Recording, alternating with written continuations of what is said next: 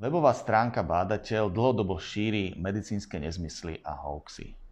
Lacnými nadpismi najprv ľudí šokuje a potom od nich vyláka peniaze za rôzne doplnky výživy či ich produkty.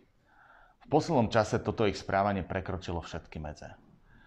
Strašiť ľudí, že sa im vyhodí na tvári vyrážka, ktorá v skutočnosti je vyrážkou ovčích kiahní a tieto fotografie stiahli z fotobanky, a tvrdiť, že takéto niečo sa im vyhodí po nosení rúška, je absolútny nezmysel a blúd.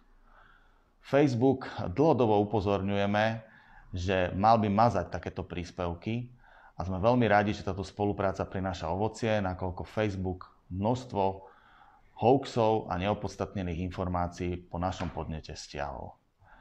Chcem vás všetkých vyzvať, aby ste takéto nepodložené informácie mazali, nešírili ich ďalej, a v prípade, že potrebujete kvalitné informácie, obratili sa radšej na stránky Ministerstva zdravotníctva. Sme teraz v období, kedy potrebujeme byť jednotní. Veľmi dobre vieme, že prvú vlnu pandémie sme zvládli práve preto, že sme boli disciplinovaní, že sme boli ochotní ísť do nepohodlia. Veľmi dobre vieme, že nosenie rúšok malo zásadný zmysel a význam.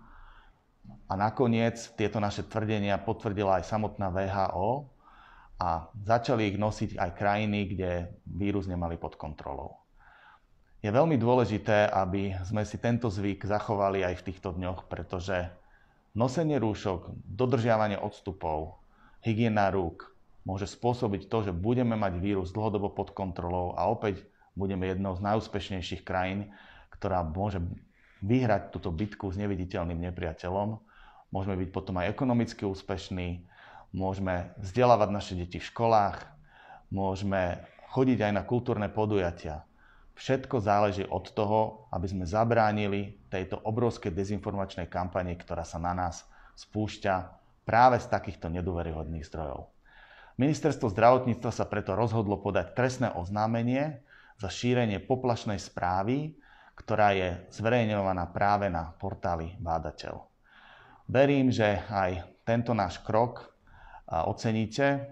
Verím, že tí ľudia, ktorí takýmto spôsobom chcú zarábať na ľuďoch, ktorí sú možno znechutení, možno frustrovaní, možno nerozumejú dobre problematike, bude aj vďaka tomuto vyšetrovaniu ukončené.